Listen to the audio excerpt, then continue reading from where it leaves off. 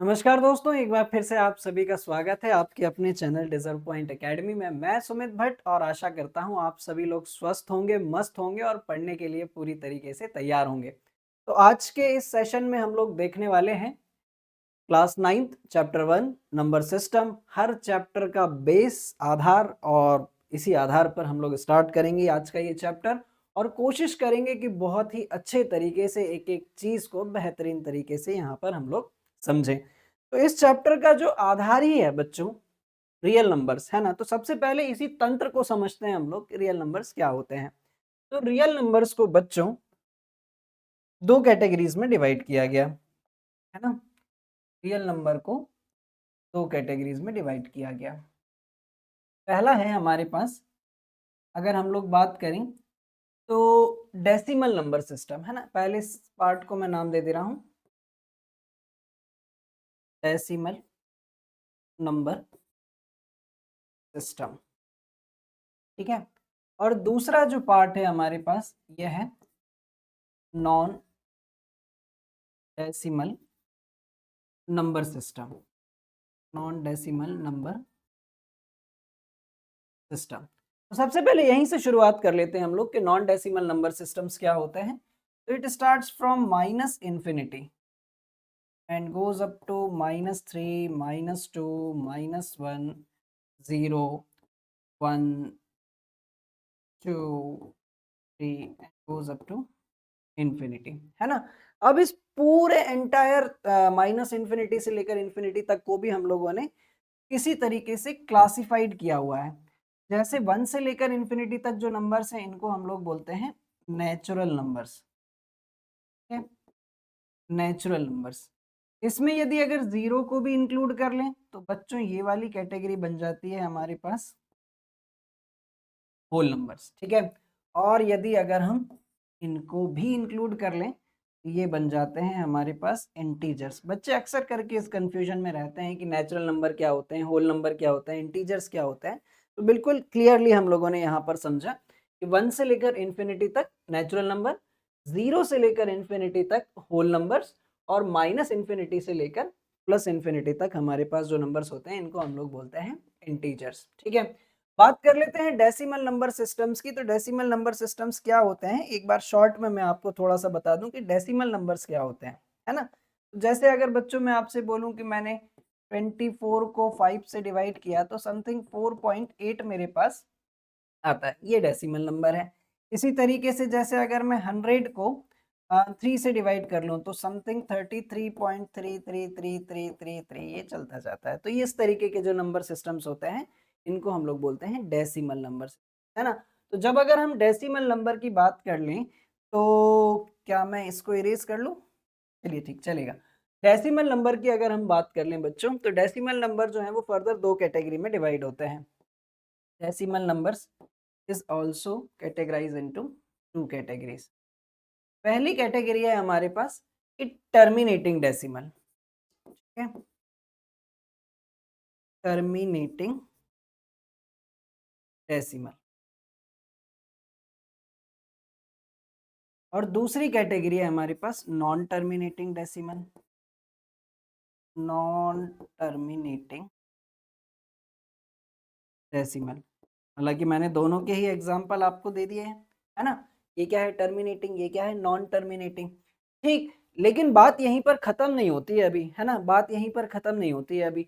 Non terminating is also further categorize into two categories, पहली category और दूसरी category. तो पहली कैटेगरी हमसे ये कहती है कि non terminating but repeating, but repeating, ठीक है। टर्मिनेट नहीं हो रही है लेकिन क्या हो रही है, रिपीट हो रही है। जैसे लाइक 33.333333 इस तरीके से ये चलता जाएगा। और दूसरी कैटेगरी है बच्चों हमारे पास नॉन टर्मिनेटिंग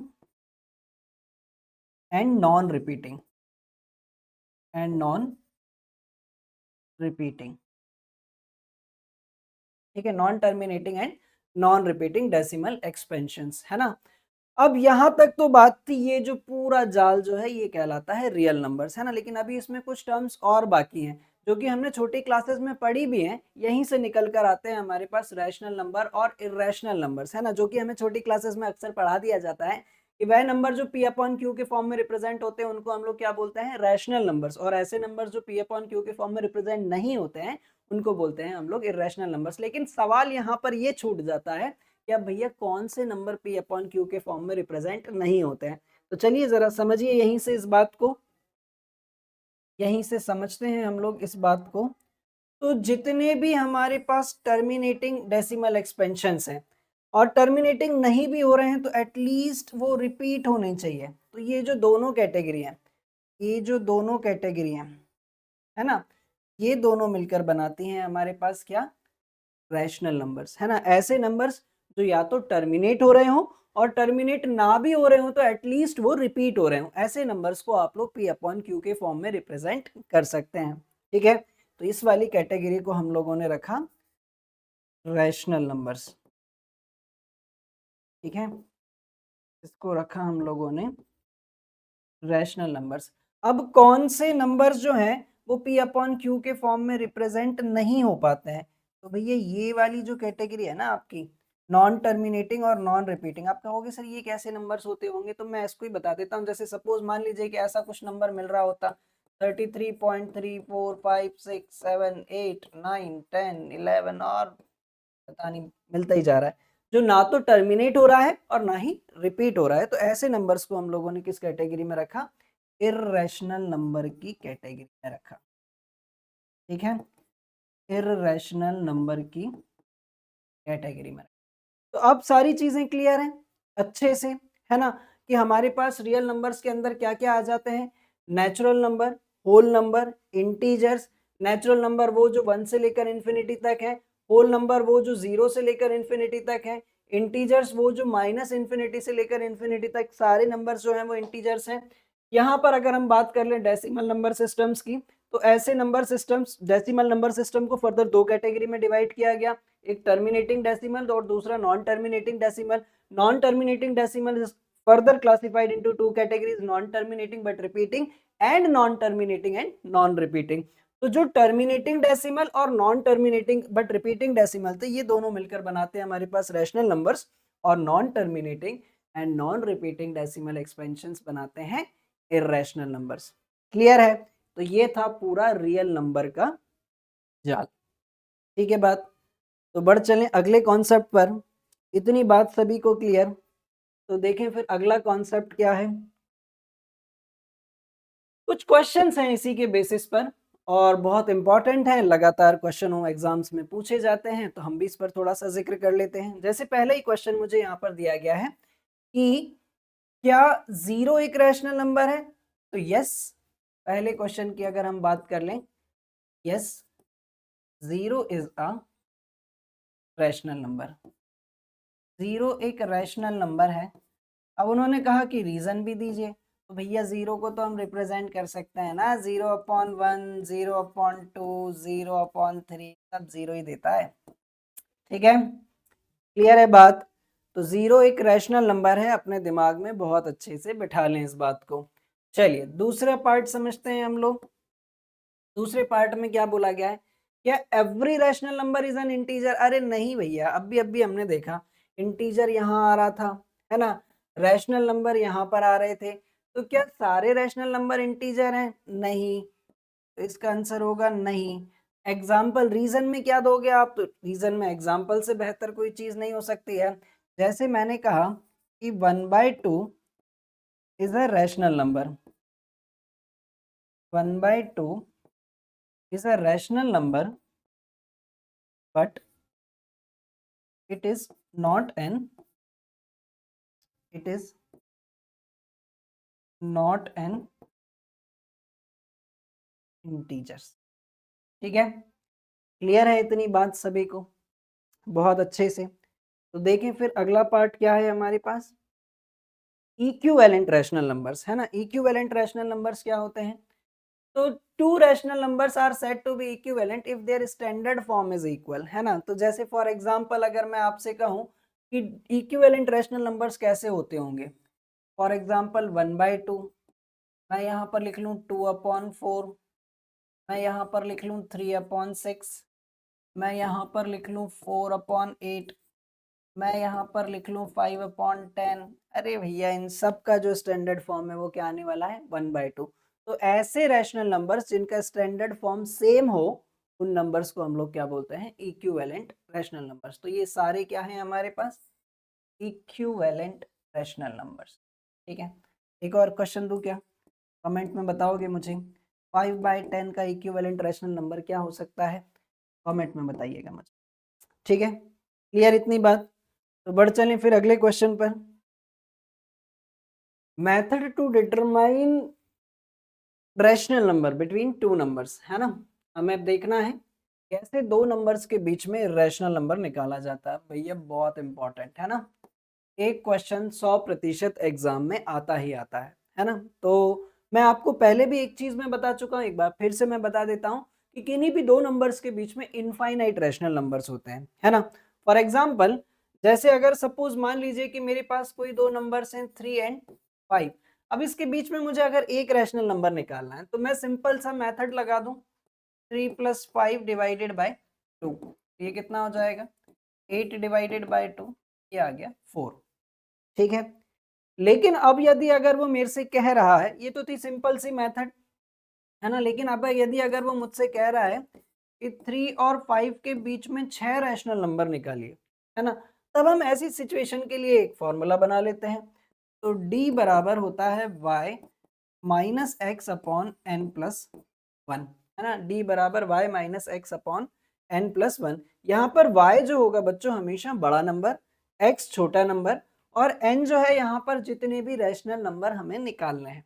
ठीक है, फॉर एग्जाम्पल जैसे यहाँ पर बड़ा नंबर क्या है 5 माइनस 3 अपॉन 6 प्लस 1, तो ये कितना हो जाएगा हमारे पास 2/7, ये आगे d की वैल्यू। तो अब भैया हमारा जो पहला रैशनल नंबर होगा वो होता है x प्लस डी, दूसरा रैशनल नंबर जो होगा वो होगा x प्लस 2d, तीसरा रैशनल नंबर जो होगा वो होगा x प्लस 3d, चौथा रैशनल नंबर जो होगा वो होगा x प्लस 4d। अब तो आगे की कहानी आप लोग समझ ही गए होंगे। तो चलिए निकालते हैं, पहला रैशनल नंबर क्या है, x की वैल्यू 3, d की वैल्यू आई है हमारे पास 2/7।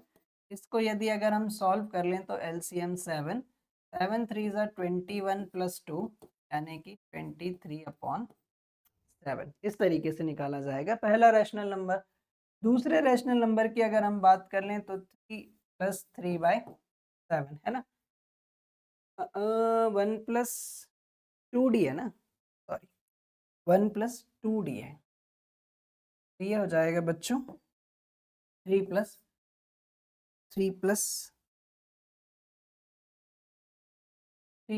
2 इंटू 2/7, यानी कि 3 + 4/7, एलसीएम ले लें 7, तो ये हो जाएगा हमारे पास 21 + 4 यानी कि 25/7। इसी तरीके से 3 + 3 इंटू 2/7, तो मैं लिख दूं क्या डायरेक्ट 6/7, तो ये हो जाएगा हमारे पास 21 + 6/7 यानी कि 27/7। इसी तरीके से अगर मैं इसकी बात कर लूँ तो 4d यानी कि 4 2 ज़ा 8, 8/7, तो ये हो जाएगा बच्चों 21 + 8/7 यानी कि ये हो जाएगा हमारे पास 29/7। और अब तक तो आपको पैटर्न भी समझ में आ गया होगा, है ना, 23/7, 25/7, 27/7, 29/7, तो अगला नंबर निश्चित रूप से 31/7 होगा और उसका अगला नंबर जो होगा वो 33/7। तो इस तरीके से आप आसानी से इन नंबर्स के बीच के रैशनल नंबर्स निकाल सकते हैं, चाहे उनकी संख्या कितनी भी क्यों ना हो, है ना। लेकिन एग्जाम वाले समझदार होते हैं, इतना ही क्वेश्चंस देंगे आपको जितना लिमिटेड समय पर आपसे बन जाए, है ना। अब ऐसा नहीं देंगे कि 50 रैशनल नंबर निकालो, 100 रैशनल नंबर निकालो, है ना, इस तरीके के क्वेश्चंस आपसे एग्जाम में नहीं पूछे जाएंगे। चलिए तो देखते हैं अगला क्वेश्चन क्या है। अगले क्वेश्चन में हमें दे रखा है कि find a rational number between 3/3 and 4, तो ये तो मैंने ऑलरेडी कर ही रखा था कि 3/4/2 अगर हम कर दें तो एक रैशनल नंबर उसके बीच में निकल आएगा। फिर दूसरे क्वेश्चन में पूछा गया है find 4 rational number between -5 and -6, है ना। अब -5 और -6 के बीच में हमें 4 रैशनल नंबर निकालने हैं, तो सबसे पहले डी निकाल लेते हैं। तो यहाँ पर -5 और -6 में से बड़ा कौन है ना। बच्चे अक्सर करके यहाँ पर कंफ्यूज होते हैं। -5 और -6 में बड़ा है -5, है ना। माइनस माइनस का 6 अपॉन n+1, कितने रैशनल नंबर निकालने हैं, तो 4 रैशनल नंबर निकालने, यानी कि 4 + 1। तो बच्चों -5 + 6 अपॉन 5, ये बचेगा हमारे पास 1/5। तो डी की वैल्यू कितनी आ गई हमारे पास, 1/5 डाल लेते हैं। पहला रैशनल नंबर क्या होगा, पहला रैशनल नंबर जो होगा वो होगा x + d। x + d यानी कि छोटा नंबर क्या था हमारे पास, छोटा नंबर था -6 प्लस डी की वैल्यू कितनी आई है, 1/5। एलसीएम ले लें इसका, तो 5 -30 + 1 यानी कि ये हो जाएगा -9/5। ठीक है। दूसरा रैशनल नंबर निकालते हैं हम लोग, तो x + 2d, -6 + 2 × 1/5, ये हो जाएगा -6 + 2/5। तो यहाँ पर बचेगा 5 -30 + 2 -28/5। एक और निकाल लेते हैं, x + 3d, है ना। तो -6 + 3 × 1/5, ये हो जाएगा हमारे पास 5 -30 + 3 -30 + 3 का -27/5। अब तो मुझे समझ में आ गया है, तो मैं लिख ही सकता हूँ -26/5 -25/5, तो ऑन इस तरीके से, या आप जितने चाहे उतने रैशनल नंबर्स इसके में बता सकते हैं। एक और क्वेश्चन है हमारे पास, find 4 rational number between 3/5 and 2/3। 3/5 and 2/3 के बीच में हमें 3/5 एंड 2/3। अच्छा, इसके लिए एक और मेथड बता दूं क्या, अगर आप इंटरेस्टेड हैं तो एक और मेथड बता दूं, है ना। आप इस तरीके से भी निकाल सकते हैं।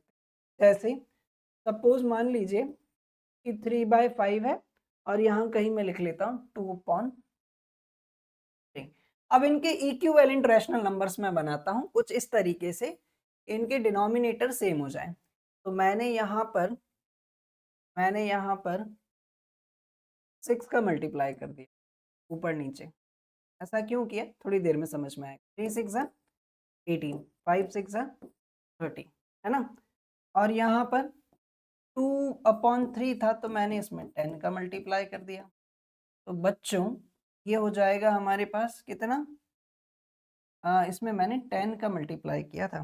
किसका मल्टीप्लाई किया था, 10 का मल्टीप्लाई। तो ये बचेगा मेरे पास, ये बचेगा मेरे पास 20/30। लेकिन 18/30 और 20/30 के बीच में तो मेरे पास एक ही रैशनल नंबर मिल पाएगा, 19/30, है ना। तो मैं इसको थोड़ा सा और बड़ा करता हूँ, और बड़ा करता हूँ, है ना। मैंने इसमें 2 का मल्टीप्लाई और कर लिया, है ना। अभी तो है तो इक्विवेलेंट ही है ना। अगर मैं सेम ही नंबर का ऊपर नीचे मल्टीप्लाई कर रहा हूँ, तो ये हो जाएगा अब कितना, 36/60, और ये कितना हो जाएगा, 40/60। अब आप इसके बीच में बता सकते हैं 37/60, 38/60। मैं सारे एक्सपेरिमेंट करके आपको इसीलिए बता रहा हूँ ताकि आप आसानी से सीख पाए, है ना।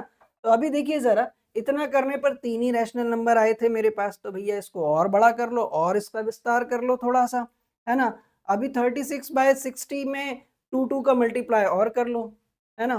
तो अगर मैंने इसमें 2 का मल्टीप्लाई और कर लिया, 36/60 इंटू 2/2, और इसमें भी मैंने 2 का मल्टीप्लाई ऊपर नीचे और कर लिया।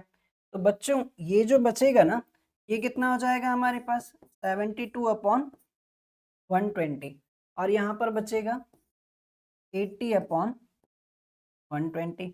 अब 72 से लेकर 80 के बीच में आप इतने 8 रैशनल नंबर बता सकते हैं, है ना। इस तरीके से एक अप्रोच ये भी होती है ना। इन दोनों के बीच में आप रैशनल नंबर्स लिख सकते हैं 72, 73/120, 74/120, 75/120, 76/120, 77/120। अरे भैया हमें तो 4 ही निकालने थे, तो इन सारे निकाल दिए। ठीक है, क्लियर है ये बात? ठीक, तो बढ़ जाएं फिर अगली अप्रोच पर। क्या है नेक्स्ट क्वेश्चन? ओ भाई, एक और बहुत महत्वपूर्ण question, locate √3 on number line, है ना?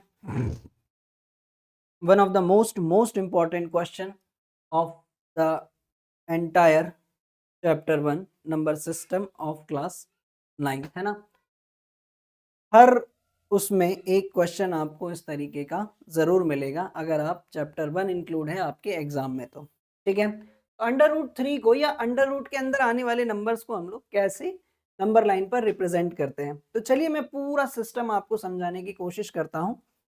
सबसे पहले मैंने यहाँ पर स्केल ले लिया, स्केल लेकर मैंने यहाँ पर लाइन बना ली।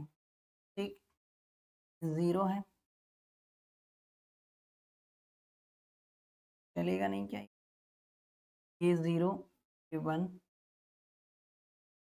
4, 5, 7, 9, 10, 11, 12, 13, 14, 15, 16। ठीक है, तो मैंने यहाँ पर पूरा एक स्केल बना लिया है। 0, 1, 2, 3, 4, 5, 7, 9, 10, 11, 14, 17। ठीक है, तो ये है हमारी पूरी स्केल। अब इस पर मुझे बनाना है √3, है ना? तो सबसे पहले मैंने यहाँ पर 0 से लेकर 2 तक की लेंथ ले ली और यहाँ पर मैंने ड्रॉ करा बच्चों 1। ठीक है, 1 सेंटीमीटर की मैंने एक लाइन बनाई और जैसे ही मैं इसको ज्वाइन करूंगा, है ना, जैसे ही मैं इसको ज्वाइन करूंगा तो मुझे क्या मिलेगा? अब यहां से आपको समझने की जरूरत है पाइथागोरस थ्योरम। ठीक है, तो पाइथागोरस थ्योरम मेरे से क्या कहती है? पाइथागोरस थ्योरम मेरे से ये कहती है कि हाइपोटेनियस का square is equals to perpendicular का स्क्वायर प्लस बेस का स्क्वायर, है ना? तो अब जरा यहाँ पर ध्यान से देखो, यहाँ बेस में मैंने कितना लिया है? 2 लिया है और यहाँ परपेंडिकुलर में मैंने क्या लिया है? 1 लिया है। तो हाइपोटेनियस का जो स्क्वायर है वो परपेंडिकुलर है 1 और बेस है 2 का स्क्वायर, 1 का स्क्वायर तो 1 ही होगा। ये हो जाएगा मेरे पास 1 + 4, है ना? 1 + 4 मिलकर क्या बनेगा हमारे पास? 5, यानी कि हाइपोटेनियस का स्क्वायर बराबर 5। h बराबर कितना हो गया? √5। तो भैया ऐसा करने पर जब मैंने यहाँ पर क्या बोलते हैं 2 लिया है और यहाँ 1 लिया है, तो ये वाली जो लेंथ है, ये वाली जो लेंथ है ये कितनी है? √5, है ना? लेकिन मुझे तो √3 करना था। चलिए हम पहले समझ लेते हैं पूरा मेथड और फिर मैं अपना राउंडर जो है यहाँ फिक्स करके यहाँ तक की लेंथ लेकर तो रोटेट करके यहाँ ले आऊँ नंबर लाइन पर। ये बन जाएगा कितना? √5। फिर सपोज मान लो मैंने यहाँ पर एक लाइन और ड्रॉ कर ली 1 सेंटीमीटर और इसको ज्वाइन कर लिया। अभी ये कितना था? √5 और ये 1। तो अब देखो जरा यहाँ पर हाइपोटेनियस बराबर √5 का स्क्वायर 5 और 1 का स्क्वायर 1। तो ये बचेगा हमारे पास h बराबर h² बराबर 6। h बराबर कितना हो जाएगा? √6। ये वाली जो लाइन है ये ड्रॉ होकर कितनी बनेगी? √6।